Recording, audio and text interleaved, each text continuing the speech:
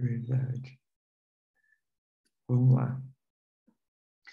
Pai, santo é o teu nome, e na beleza da tua santidade nós te adoramos e agradecemos por tudo aquilo que o Senhor tem feito. Santo Espírito de Deus, nós invocamos a tua presença. A tua santidade nos constrange e temos pedido, Senhor, envolva-nos na tua presença. Que o Senhor possa nos ajudar todos os dias, que o Senhor possa nos ajudar todas as manhãs, que o Senhor possa nos ajudar a caminhar sendo levados a obedecer a palavra. Santo Espírito de Deus, enche-nos com a tua presença, enche-nos com a tua presença, em nome de Jesus. Amém. Chegam uns vizinhos aqui do lado e eles são pentecostais. Vamos então para a terceira parte aqui desse processo, né, dos heveus. Isso daqui, lembre-se, todo ano nós caminhamos dentro desses contextos. É algo que eu acho muito comum viver e até mesmo repetir algumas coisas. Então, cada ano nós vamos ver essas 7 nações tentando tirar algo diferente delas. E assim nós fizemos o ano passado e esse ano nós estamos olhando para agora por esse prisma. Então, o que eu quero dizer para os irmãos há uma, como que eu posso dizer, há um cavar cada dia de atitudes que possam ligar com isso. Então, dentro de um contexto natural, a gente já estudou sobre quem é essas nações, quem é esse grupo de pessoas, né, de um modo histórico. Quem acompanhou em 2020, 2021, dentro desses processos, a gente já veio falando. Então, esse ano eu estou colocando um pouco mais prático, dentro de uma questão um pouco mais, mais ligada não só à nação específica, mas aquilo que ela pode representar. Então, lembre-se que os heveus, eles vêm de uma característica, uma raiz, a palavra heveu, vem da raiz da palavra Eva, que é a primeira mulher que deu a vida. A palavra Eva é isso, a que dá a vida, a que gera vida. Então, o que nós estamos vendo aqui? Quando nós olhamos para a Eva natural, e não a Eva que Deus colocou, a Eva depois do pecado, você vai ver que a palavra diz que Adão e Eva agora geraram filhos segundo a sua imagem. Era diferente. Era para eles gerarem segundo a imagem do Senhor, porque eles eram a imagem e semelhança do Senhor.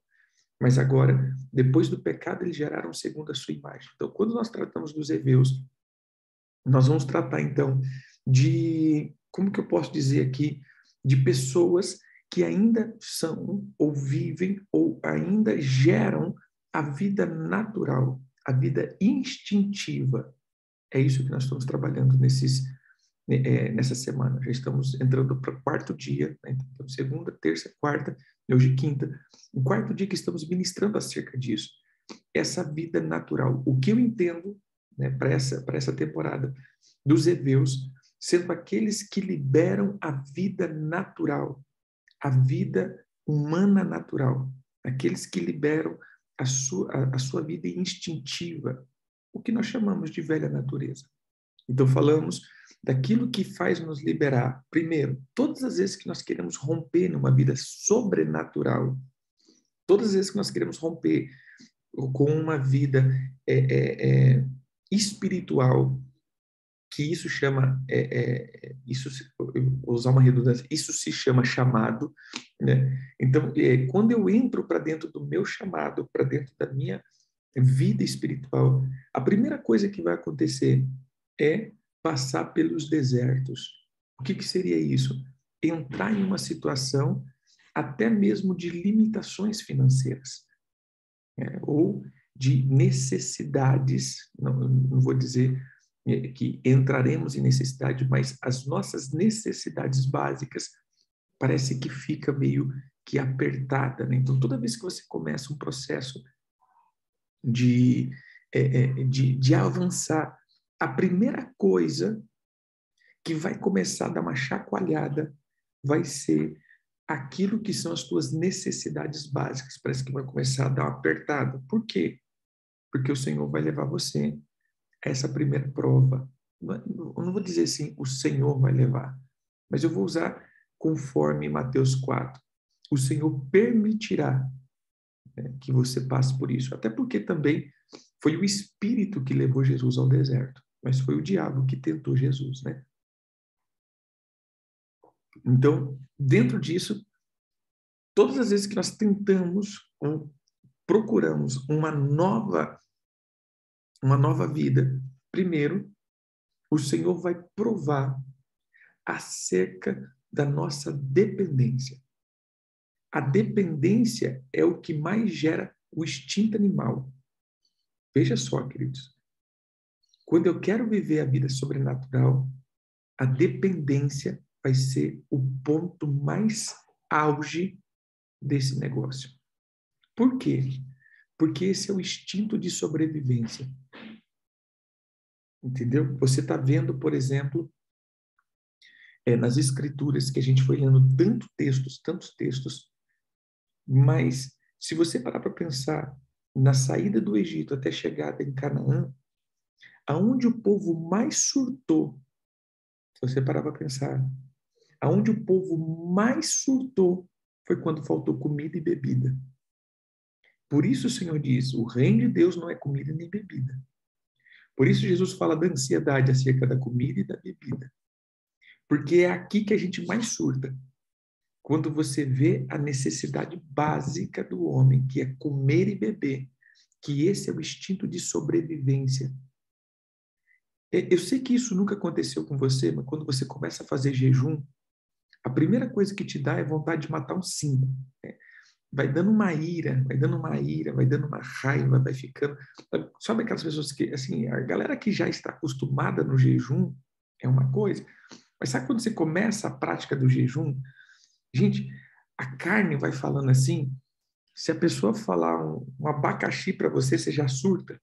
Por quê? Porque você está tirando da tua natureza humana, animal, o instinto de sobrevivência. Essa é a coisa mais básica do jejum. Matar o instinto de sobrevivência. Por isso Jesus diz isso. Aquele que perder a sua vida por amor a mim vai ganhar. Aquele que é instinto e aquele que anda no instinto de sobrevivência, ele vai perder. Então, esse é o contexto. Nós nunca podemos andar pelo instinto de sobrevivência, mas nós temos que andar pela vida do Espírito. Então, a primeira coisa que o Senhor vai quebrar para você tirar a vida de Eva de dentro de você, ou seja, essa vida natural, é perder o instinto de sobrevivência. Amém? E aí entra os jejuns, né? Se a gente parar para pensar, como eu disse, isso aconteceu no deserto. Jesus teve fome e o diabo apresenta pão. Olha a ligação. Jesus teve fome. Jesus veio jejuando e a Bíblia não diz que ele teve fome no jejum, mas a palavra diz que ele terminou o jejum e teve fome. Entendeu? Ele terminou, ele concluiu. A impressão que dá é essa. Vai lá para Mateus 4. E assim, a seguir, Jesus foi levado pelo Espírito, ao deserto para ser tentado pelo diabo. E depois de jejuar 40 dias e 40 noites, teve fome. Depois de jejuar. Isso aqui dá a entender, né, que eu acho tão interessante isso, depois do jejum, ele teve falta. É exatamente o que eu estou dizendo. Gente, eu estou fazendo tudo certinho. Eu comecei a alinhar minha vida. Ou seja, depois que eu comecei a alinhar minha vida, depois que eu comecei a fazer as coisas certinho, depois que eu comecei a orar, depois que eu comecei a fazer propósito, depois que eu comecei a fazer isso, a minha vida parece que deu uma travada aí. O que está acontecendo? Ou seja, depois que Jesus jejuou, ele teve fome. E aqui entra, então, o instinto de sobrevivência. Cara, eu já terminei meu jejum. Eu terminei meu jejum já. Eu terminei meu propósito. Então, isso vai trazer o instinto animal sobre nós, a sobrevivência. Então, eu só estou repetindo aqui, trabalhando isso na tua vida. Não haja pelo instinto de sobrevivência. O jejum, para mim, é algo mais importante dentro da vida cristã. E, na verdade, não é só na vida cristã. Eu vou até mudar essa frase.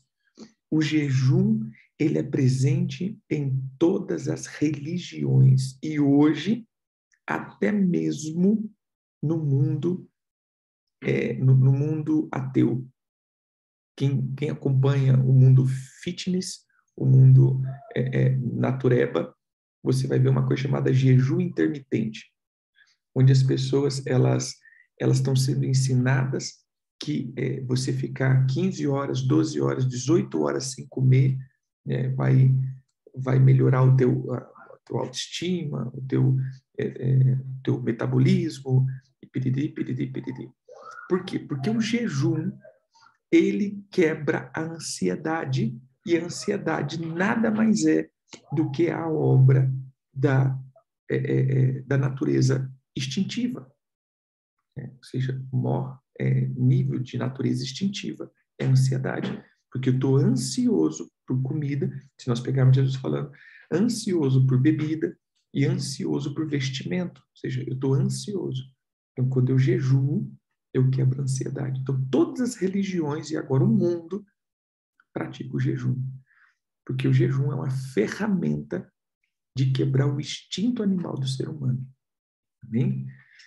Segundo, nós vamos ver a questão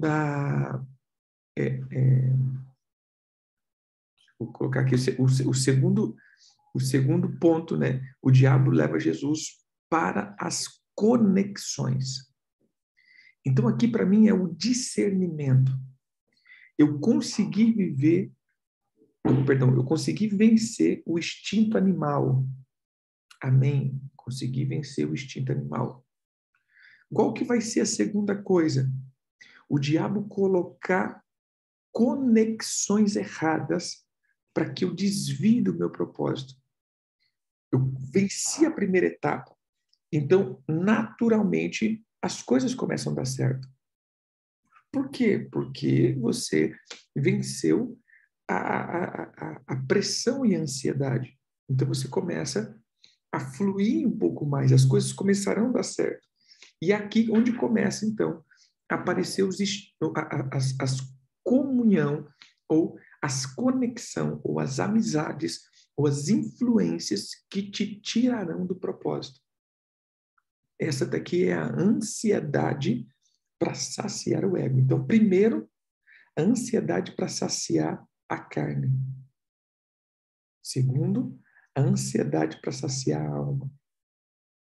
Essa foi a segunda coisa que Jesus foi tentado.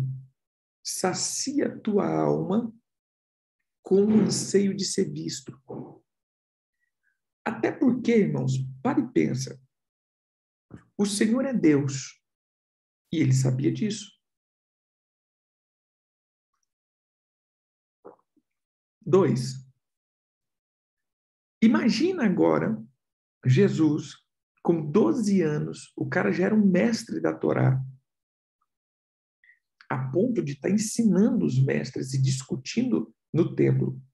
Como a gente viu Jesus depois dos 12 anos, a gente tem aquela história relatada que Jesus, aos 12 anos, os pais foram para a festa, e quando volta, Jesus está sentado no templo, discutindo com os grandes. Então, com 12 anos, Jesus já é um mestre da Torá. Beleza. Agora, Jesus está com 30 anos. Então, a gente vê 18 anos se passando. 18 anos, imagina. Jesus com 12 já dava aquele show. Imagina Jesus com 30. Mas até agora, ele estava no anonimato. Do anonimato geral. Ninguém conhecia Jesus. Ninguém nem imaginava quem era Jesus. Ninguém nem tinha ideia do que é Jesus. Agora Jesus acaba de batizar. Ele fala assim, agora eu vou começar o meu ministério. O diabo fala, então começa top das galáxias. Começa assim, ó, a 1000. Pula daí, fala para os anjos te pegar. Imagina aquele movimento em Jerusalém dos anjos descendo no céu, aquela carruagem de fogo, aquele negócio todo. Cara, você já vai começar bombando o teu ministério. Você já vai começar no auge. Então, olha a ansiedade. Você entendeu? A ansiedade do reconhecimento. Então, a segunda coisa que o Senhor vai quebrar em nós é a ansiedade do reconhecimento. Primeiro, a ansiedade do instinto de sobrevivência. Depois, a ansiedade do reconhecimento. Porque se isso não for quebrado na sua vida, você vai se perder no meio do caminho. Porque, naturalmente, o diabo sempre vai colocar pessoas que vão bajular bajular a tua vida, te tirando do caminho. E isso é muito sutil. Quantas pessoas que você vê que começam uma bênção, daqui a pouco se torna um monstro. Por quê? Porque ela não venceu a ansiedade do reconhecimento. Esse sempre vai ser a segunda prova para tirar de nós toda esse instinto de Eva. E o terceiro, vamos lá então para Mateus 8.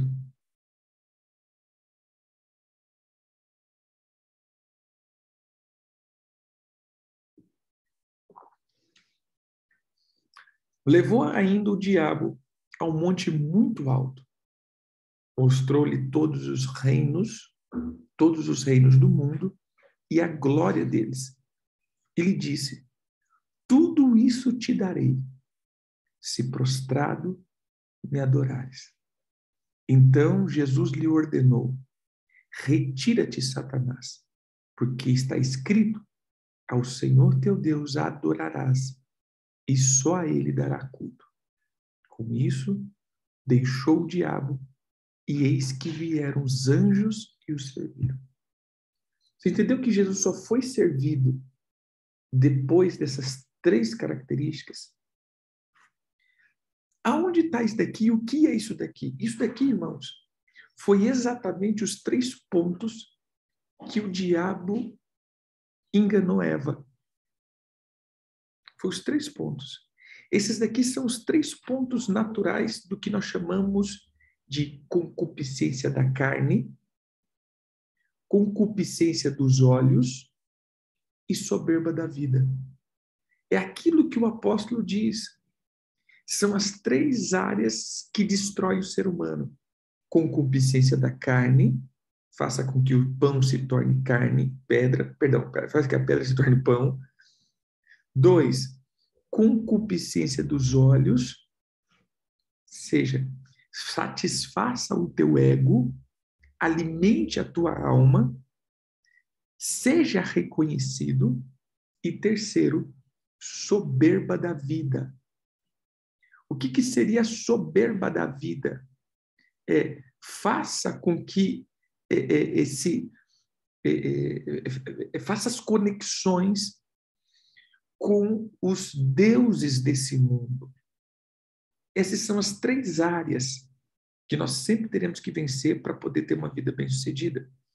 E, entrando aqui, né, nós lemos na Bíblia a Mensagem, eu quero ler aqui também essa parte na Bíblia a Mensagem, Mateus 4,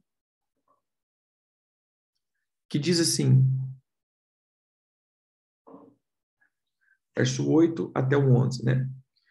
Para a terceira prova, o diabo transportou até o pico de uma imensa montanha. Tentando ser convincente, mostrou-lhe todos os reinos da terra, com todos os seus fascínios. Então fez a proposta. Tudo isso é meu. Basta que você se ajoelhe e me adore, e tudo será seu. A resposta de Jesus foi curta e direta. Caia fora, Satanás. E mais uma vez, recorreu a Deuteronômios para repreendê-lo. Adore somente ao Senhor Deus. Sirva ao Senhor com absoluta inteireza de coração. Fim da prova. O diabo fugiu e no lugar do diabo vieram os anjos. Anjos cercaram Jesus e cuidaram dele. Então veja só, qual foi o texto que Jesus usou? Se você parar para pensar aqui, irmãos, todos os textos que Jesus usou está em Deuteronômio 6. Deuteronômio 6 foi como Jesus venceu Satanás. Deuteronômio 6. Nós lemos Deuteronômio 6 no começo, quando Jesus fala assim, não só de pão vive o homem, peraí, Jesus falou em Deuteronômio 8, né? Nem só de pão vive o homem, que é Deuteronômio 8:3. Depois, Jesus usou Deuteronômio 6, verso 16. E, por último, Jesus usou Deuteronômio 6, verso 13.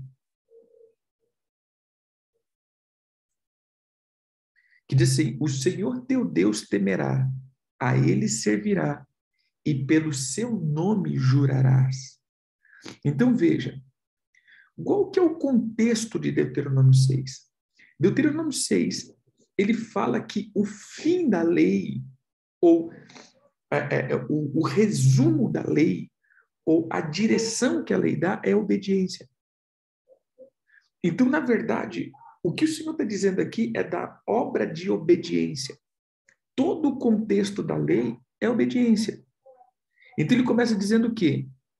Vamos lá, Deuteronômio 6:1.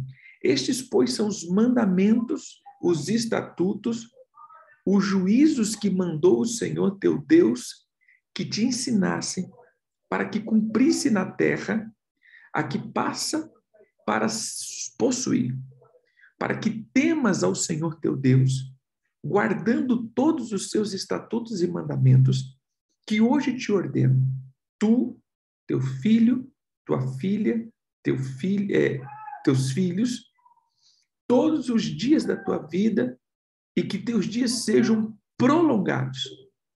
Ouve, pois, ó Israel, e atenta em os cumprir, para que bem te suceda, e muito te multipliques na terra que mana leite e mel, como te disse o Senhor, Deus dos teus pais. Ouve, Israel, o Senhor nosso Deus é o único. Amarás, pois, o Senhor teu Deus de todo o teu coração, de toda a tua alma, de toda a tua força. Esta é a palavra que hoje te ordeno, estão no teu coração. Tu as inculcarás aos teus filhos, e delas falarás sentado em tua casa, andando pelo caminho, e ao deitar e ao levantar. Também a atarás como sinal na tua mão, e te serão por frontal entre os teus olhos. E as escreverá nos umbrais de tua casa e na tua porta. Havendo, pois, o Senhor teu Deus introduzido na terra que sobre juramento prometeu aos teus pais, Abraão, Isaque e Jacó, que te daria, grandes e boas cidades que tu não edificaste, e casas cheias de tudo o que és bom, casas que não casa que não encheste, e poços abertos que você não abriu, vinhas e olivais que não plantaste, e quando comeres e te fartarem. Olha aqui, querido, o ponto central da terceira prova. Nós estamos vendo aqui que a segunda prova, ele fala de 6:16, mas a terceira prova, 6:13. Nós estamos no verso 11. Vamos entrar no 12. Olha o verso 11 que ele diz. Quando vocês entrarem na promessa, vocês vão ter casas cheias que vocês não encheram. Vocês vão ter plantações produzindo que vocês não plantaram. Vocês vão estar... vocês vão ter poços abertos que vocês não cavaram. O Senhor está sendo muito claro. Vocês vão entrar agora em um lugar que foi Deus que te deu. Vocês não têm mérito nenhum nisso. As bênçãos que o Senhor está derramando sobre vocês é totalmente dele. É um presente dele para vocês. Então, lembre-se, verso 12, lembre-se de que quando você se fartar, quando você chegar nesse estado pleno, quando você ficar rico, quando você ficar bem-sucedido, quando você ficar top das galáxias, quando você se encher de tudo isso, lembre-se do seguinte: guarda-te para não se esquecer do Senhor que te tirou da terra do Egito, da casa da servidão. O Senhor teu Deus temerás, e a Ele somente servirás, e pelo seu nome jurarás. Foi exatamente esse ponto que Jesus usou. Porque o que o diabo estava fazendo agora? 30 anos de caminhada. 30 anos de caminhada Jesus estava tendo. Depois de 30 anos de caminhada, Jesus estava ali, firme, forte, sustentado. Ele passa pela primeira prova, ele passa pela segunda prova, e agora o diabo mostra os reinos do mundo. Então, para comigo aqui, eu entendo que Jesus não foi levado a nenhum ponto alto da terra. Ele foi levado ao cosmo, a um lugar, porque a palavra aqui, até em Lucas, diz que ele foi elevado. Essa palavra significa entre. Ou seja, ele esteve entre. Eu creio que ele estava entre o primeiro e o terceiro céu. Então, ele foi levado ao cosmo. Essa é uma visão minha. Ele foi levado no segundo céu e visto todos os reinos do mundo, tudo aquilo que Satanás tinha autoridade, porque foi dado a ele por Adão. E todas essas riquezas e tudo isso, ele diz, cara, eu sei que você veio para governo. Então faz o seguinte, em vez de você precisar sofrer, em vez de você precisar fazer tudo que você vai fazer em 3 anos, eu te dou agora. É simples. É tudo teu. Eu estou te dando aquilo que você vai buscar. Você não vai buscar reino? Você não vai buscar governo? Você não vai buscar tudo isso? É teu. Toma. Te dou. Agora. Você pode, como eu disse, você pode voltar para tua casa. É tudo teu. A única coisa que eu peço, faz uma aliança comigo. Só isso. Só faz uma aliancinha comigo, tranquilaço. Não vai te custar nada. Né? Como diz, não vai te custar nada. Só assina aqui. Eu só quero a tua alma, né? Não vai te custar nada. Né? Só a tua alma. Só a tua autoridade. Qual que é esse terceiro ponto? Esse terceiro ponto é o ponto aonde as coisas boas nos faz fazer aliança com o mal. Esse é o terceiro ponto que nós vamos ter que vencer. Primeiro, é o ponto da necessidade. É quando você está ruim, meu irmão. É quando você está totalmente ruim. Sabe assim, aquele ponto ruim, aquele ponto onde você está ruinzaço mesmo. E esse ponto, você simplesmente não tem previsão. Você vai ser tentado aonde o diabo vai falar o seguinte, e aí, cadê teu Deus? O segundo ponto é quando você já está bom, mas aí você está começando a caminhar e o diabo fala, cara, cumpre os teus desejos. Mas o terceiro ponto é quando você já está bem. Você já tem autoridade. Você já está pronto para bater. Você já está pronto para sentenciar. Aí é o comando de Jezabel. O diabo vem e fala assim, faz aliança comigo. Eu te entrego tudo. Eu não vou querer nada, não. É tudo teu. Eu entendi que é teu. Mas faz uma aliança comigo. O terceiro ponto que o diabo vai usar, o terceiro ponto para a gente sair das conexões diabólicas ou da vida natural é quebrar todas as alianças, porque quando você crescer, quando você subir, quando você estiver no teu lugar de promessa, você não pode ter aliança nenhuma.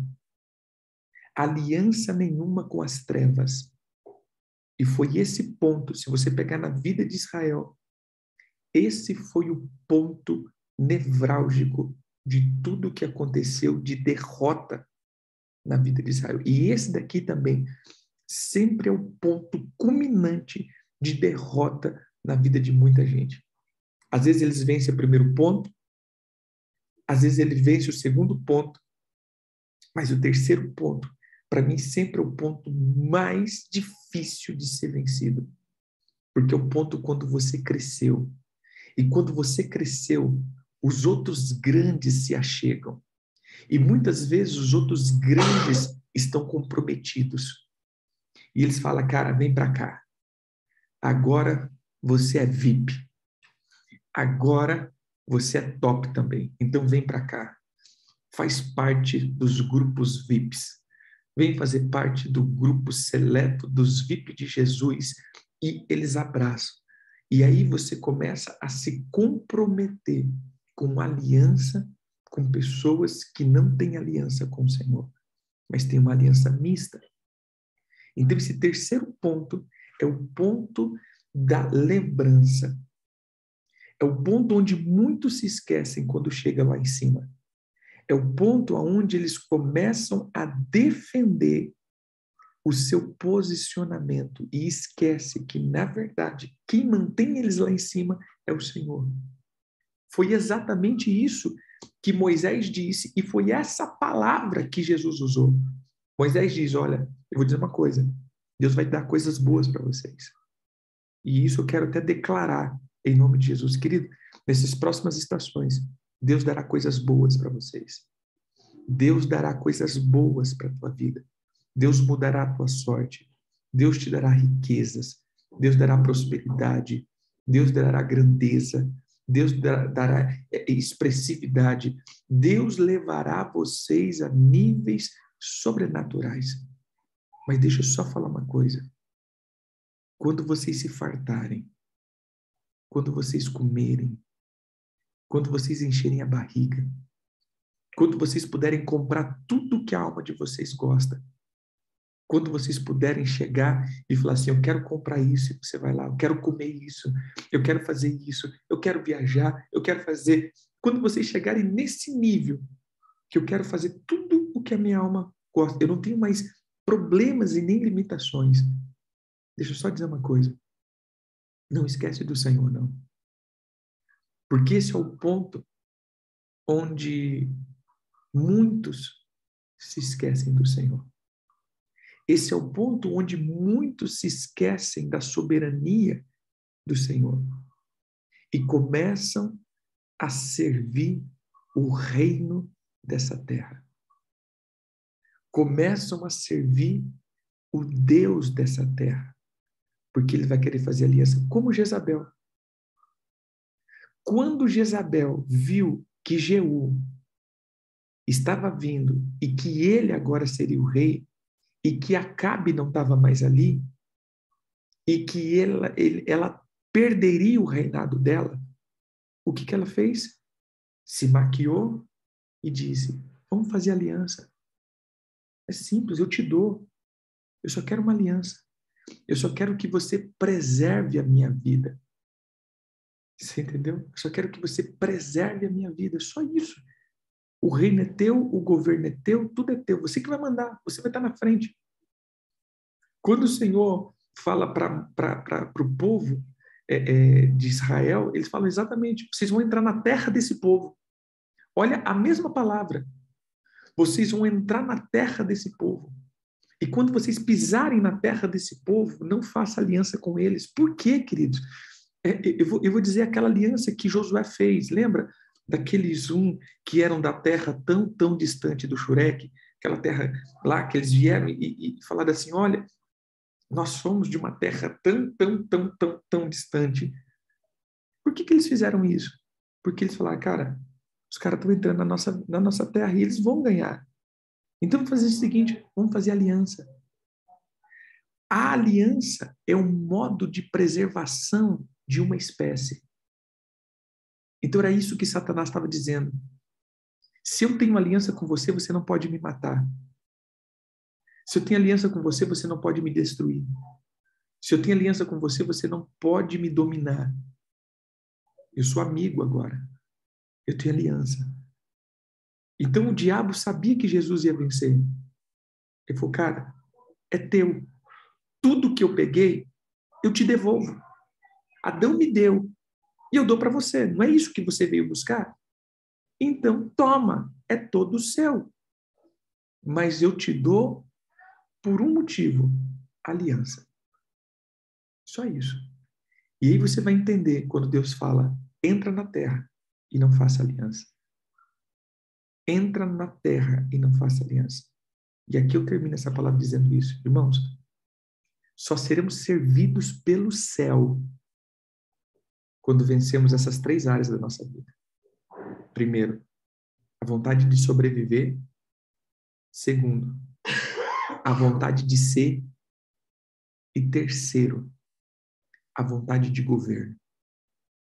Só quando nós vencermos essas 3 áreas, nós realmente vamos entender que o céu nos servirá.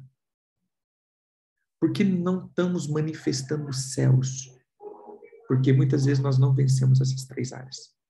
Vontade de viver, vontade de ser, e o terceiro, vontade de governar, de reinar. Mas apóstolo, nós não somos reis? Sim, querido. Mas nós reinamos não porque queremos reinar, nós reinamos porque é uma ordem do Supremo Rei. É como um soldado que ele vai para a guerra, não é porque ele quer ir para a guerra, ele quer ir para a guerra porque existe uma voz de comando lá em cima, que ele está indo para estabelecer vitória, mas não é porque, se você pegar para qualquer guerreiro e falar assim, rapaz, você faz guerra por esporte, você não tem nada para fazer, você vai lá fazer guerra? Não, eu faço guerra porque eu faço parte de um exército e eu estou debaixo de uma ordem. Então, assim tem que ser o nosso governo. Não é porque a gente tem a vontade de ser governante. Não, é porque eu estou obedecendo uma ordem suprema do meu Deus. Eu preciso estabelecer governo. Mas isso não é um anseio da minha vida. Ser rei, ser uau, estar por cima. Não, isso é uma ordem. Eu faço isso porque eu estou seguindo uma ordem. Mas eu sei que o governo daquele que me mandou é maior do que o governo que eu vou estabelecer. Por isso eu tenho que destruir todos os outros governos e não fazer aliança com eles. Porque aquele que tem vontade de reinar, ele faz aliança com outros reis. Entende? Se eu tenho ânsia de reinar, eu não meço esforços para poder estar no auge, no topo. Eu não meço esforços para poder subir. O meu negócio é subir, não importa como. Veja o que o diabo faz. Toma, Jesus, o reino é teu, você não veio para reinar. Então é como o diabo tentando essa parte da vida de Jesus. Você não é o rei, você não é o cara, você não veio para isso. Então toma, faça isso. Mas faça junto comigo. Eu compartilho isso. Você vai ficar na frente. Você que vai mandar. Eu só vou ficar como coadjuvante. Mas eu vou ficar aqui de boa, tranquilinho. Você entendeu? Então, o que nós vamos ter que fazer para vencer a vida natural? 1, perder a vontade de viver. 2, perder a vontade de ser. 3, perder a vontade de reinar. Eu tenho que fazer tudo isso só por debaixo de um comando do Senhor. Amém? Então entenda que você vive pelo som que sai da boca de Deus. 2, você é por aquilo que o Senhor estabelece. E 3, você reina, porque só Ele é o rei sobre os reis. Então, teu reinado é a extensão do reino dele, e não do teu reino. Você não está conquistando para você, você está conquistando para o Senhor. Amém? Então você sempre está debaixo de um rei. Quando eu sou rei de mim mesmo, eu posso fazer aliança com outros reis. Mas quando eu já tenho aliança com o rei, eu não posso estabelecer outras alianças. Essa é a lógica. Quando eu sou rei e dependente, eu faço aliança com quem eu quiser. Mas quando eu sou um subordinado, eu não posso fazer aliança com ninguém, porque eu já tenho aliança com alguém. Entendeu aqui? Imagina que você representa uma marca e você vai ganhar um mercado. Você não pode fazer aliança com nenhuma outra marca. Você tem que colocar a tua, porque você representa uma marca. Agora, quando você é dono da marca, você faz aliança com quem você quiser. E é aqui que as pessoas não entendem. Você não vai fazer o teu reino, por isso você não pode ter aliança com ninguém. Você vai fazer o reino do Senhor. Então você tem que estar só debaixo de uma ordem. Amém? Que o Senhor possa te conduzir para tirar toda a vida natural e que você possa vencer os heveus na sua vida, em nome de Jesus. Amém? Deus abençoe, queridos. Fiquem com Deus.